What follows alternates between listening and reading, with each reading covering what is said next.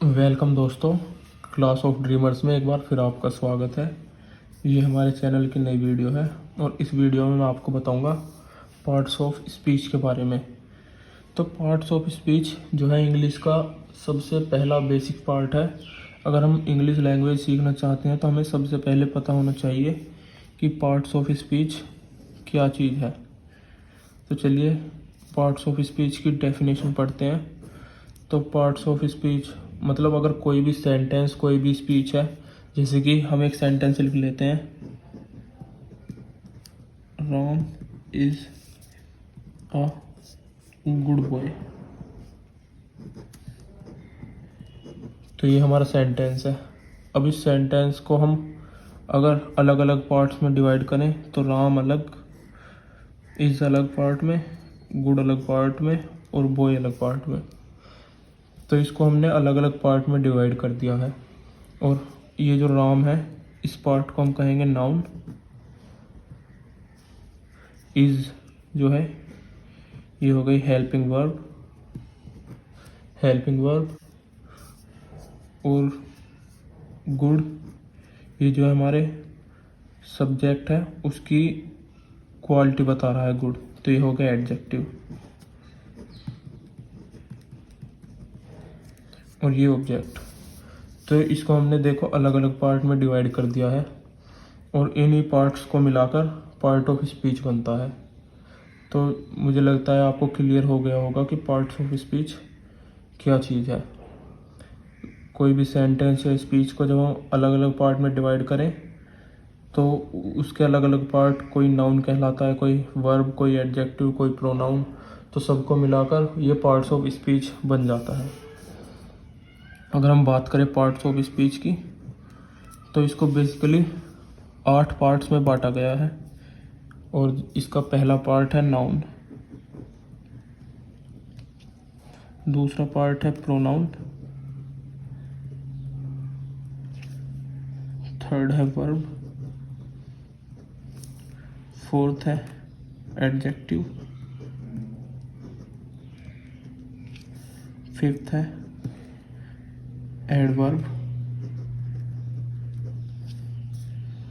Sixth है preposition,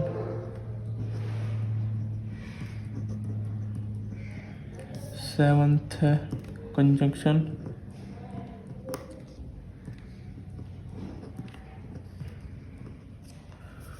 और 8th part जो है वो है इंटरजेक्शन।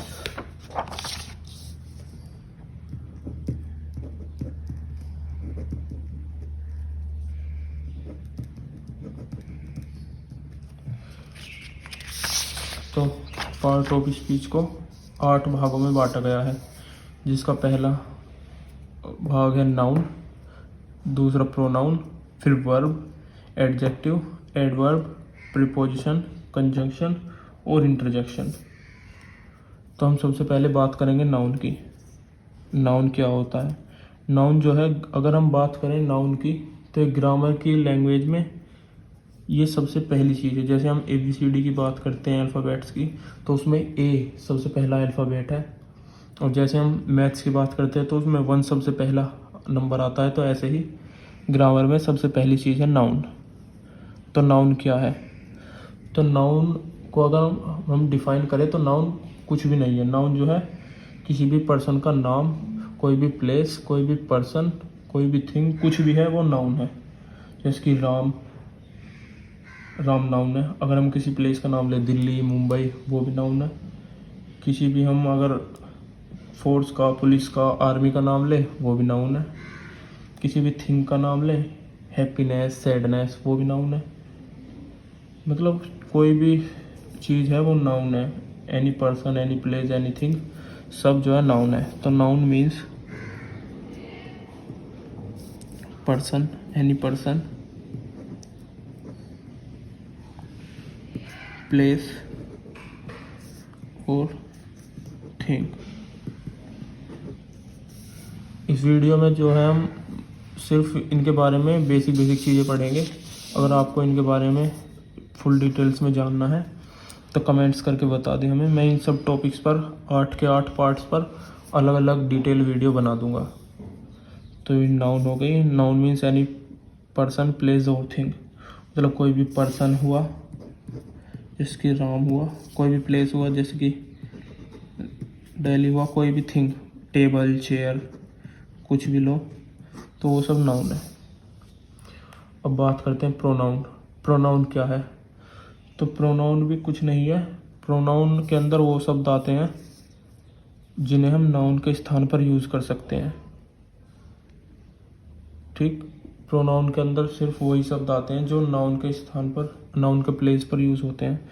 तो pronoun means those words which are used in place of noun। तो वो प्रोनाउन हो जाता है। जो भी वर्ड्स हैं नाउन के प्लेस पर यूज होते हैं उन्हें हम जैसे कि Ram is a good boy sentence है, तो इसमें ये राम जो है नाउन है। अगर हम राम की जगह ही लिख दें तो ही जो है ये प्रोनाउन हो गया।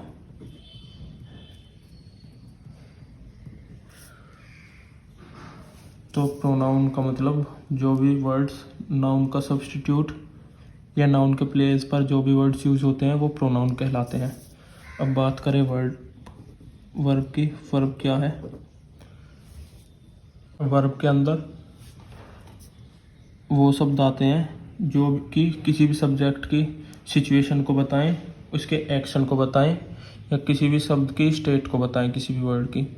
जैसे कि एग्जाम्पल हम ले लेते हैं, राम इज गोइंग, राम जाता है। तो ये गोइंग जो है एक्शन को बता रही है, तो ये वर्ब है। इज ये स्टेट को बता रही है कि वह जाता है, तो इज भी वर्ब है, ये हेल्पिंग वर्ब है। तो वर्ब मीन्स जो कि सब्जेक्ट के एक्शन को और इसके स्टेट को बताती है, तो वो वर्ब है। अब बात करें एडजेक्टिव की। एडजेक्टिव क्या है? तो एडजेक्टिव के अंदर वो शब्द आते हैं, means adjective means those word which shows the quality of subject, जो कि सब्जेक्ट की क्वालिटी उसके बारे में बताते हैं कि सब्जेक्ट की क्या अच्छाई है क्या बुराई है। जैसे कि बात करें, जैसे ये एग्जांपल था Ram is a good boy, तो इसमें गुड मतलब राम अच्छा है, तो ये राम की क्वालिटी बता रहा है, तो ये एडजेक्टिव है। तो एडजेक्टिव का मतलब वो शब्द जो कि सब्जेक्ट की क्वालिटी मतलब उसकी अच्छाई या बुराई को दर्शाते हैं, वो एडजेक्टिव्स होते हैं। जैसे ही रन्स फास्ट,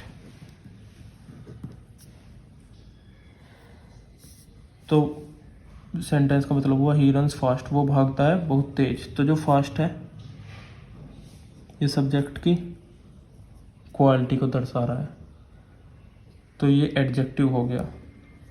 तो ये थे एडजेक्टिव्स। अब बात करें एडवर्ब की। तो एडवर्ब के अंदर वो वर्ड्स आते हैं जो या तो सब्जेक्ट की, नाउन की, या एडजेक्टिव की, या एडवर्ब की विशेषता बताते हैं, वो एडवर्ब कहलाते हैं। जैसे कि यहाँ पर एक सेंटेंस लिखा है Ram is a good boy, अगर हम इसकी जगह ये लिख दें कि Ram is very good boy, तो एडजेक्टिव था गुड, कि राम अच्छा लड़का है। अगर राम बहुत अच्छा लड़का है तो बहुत जो है वो एडवर्ब हो जाएगा, वो एडजेक्टिव की भी विशेषता बता रहा है। तो एडवर्ब के अंदर वही शब्द आते हैं जो नाउन की या एडजेक्टिव की या एडवर्ब की विशेषता बताते हैं। तो जैसे ये हमने सेंटेंस लिखा, तो दरअसल ये गलत हो गया है, आई एम सॉरी, ये एडवर्ब के अंदर आएगा। फर्स्ट जो है वो वर्ब को मॉडिफाई कर रहा है, तो ये एडवर्ब हो गया, एडजेक्टिव नहीं होगा। एडजेक्टिव होगा जैसे कि राम इज क्लेवर। ये इसके अंदर क्लेवर जो है वो एडजेक्टिव होगा, क्योंकि ये राम की विशेषता बता रहा है। अगर ही रन्स फास्ट तो ये वर्ब को मॉडिफाई कर रहा है, ना कि राम को, तो इसलिए ये एडवर्ब होगा। तो एडजेक्टिव होगा। जैसे कि एक और एग्जांपल ले,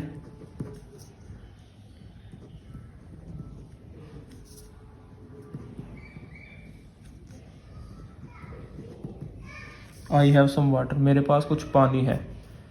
तो सम ये एडजेक्टिव होगा, क्योंकि ये पानी की विशेषता बता रहा है। तो ये एडजेक्टिव हो गए। और एडवर्ब जो कि वर्ब की, नाउन की या किसी और एडवर्ब की विशेषता या उसको मॉडिफाई करता है, वो एडवर्ब होता है। जैसे कि एक और एग्जांपल ले,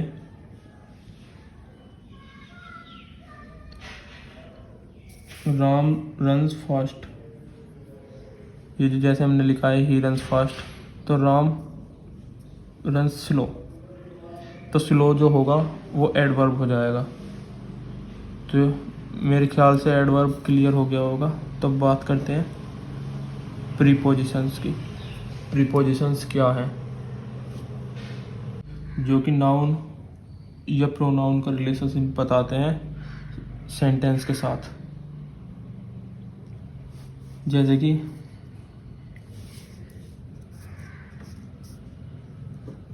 he is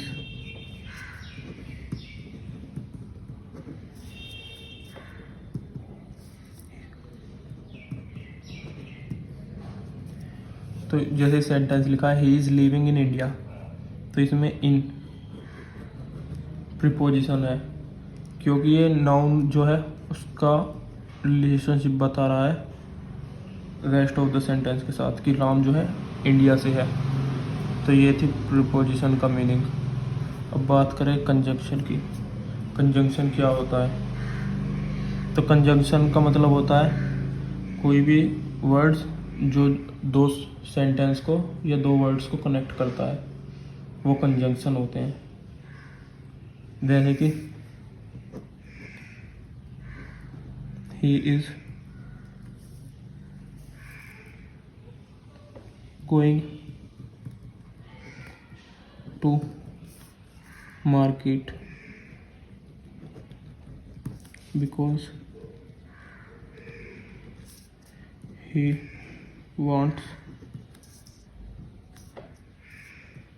new items। तो जैसे सेंटेंस है he is going to market because he wants new items, तो इसमें बिकॉज जो वर्ड है ये दो सेंटेंस को कनेक्ट कर रहा है, he is going to market और दूसरा sentence he wants new items. तो इसके अंदर जो बिकॉज है ये कंजंक्शन है। तो कंजंक्शन का मतलब वो वर्ड्स जो किसी भी दो सेंटेंस या दो वर्ड्स को कनेक्ट करें, वो कंजंक्शन होते हैं। तो अब बात करें last part of speech, interjection. तो इंटरजेक्शन के अंदर वो वर्ड्स या फ्रेजेस, वर्ड्स और फ्रेजेस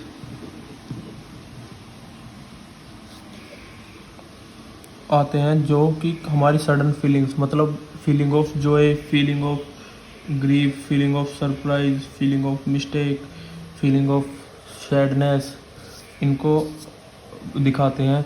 वो वर्ड्स और फ्रेजेस इंटरजेक्शन कहलाते हैं।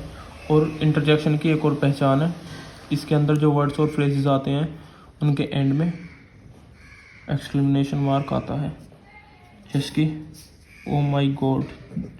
हमें कोई भी शौक लगता है, अचानक से हम कोई चीज़ देखते हैं तो हमारे मुंह से निकलता है ओ माई गॉड। तो ये इंटरजेक्शन है, क्योंकि ये हमारी फीलिंग को जाहिर करता है, फीलिंग ऑफ सरप्राइज को। जैसे एक और बात करें, सो सॉरी। हमसे अचानक से कोई भी गलती हो जाती है तो हम एकदम से कहते हैं सॉरी।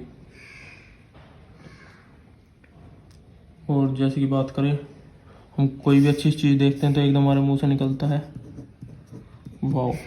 ये भी इंटरजेक्शन है। और अगर हम बात करें जैसे कोई भी खिलाड़ी है वो किसी भी खेल को अच्छी तरह से खेलता है, अच्छा स्कोर करता है, तो हमारे मुंह से एकदम निकलता है व्हाट अ प्लेयर। तो ये भी इंटरजेक्शन है।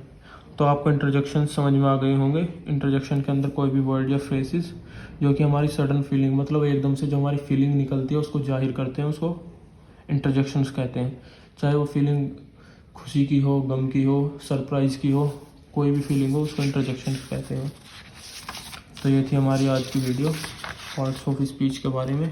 इसमें हमने जो है सब बेसिक्स डिस्कस कर लिया है पार्ट्स ऑफ स्पीच के सारे पार्ट्स के बारे में। और पार्ट्स ऑफ स्पीच का 8 पार्ट्स होते हैं। पहला noun, pronoun, verb, adjective, adverb, preposition, conjunction और इंटरजेक्शन। इनके बारे में हमने बेसिक तो पढ़ लिया है। अगर आप इनके बारे में और डिटेल्स में जानना चाहते हैं तो कमेंट्स में बताएं।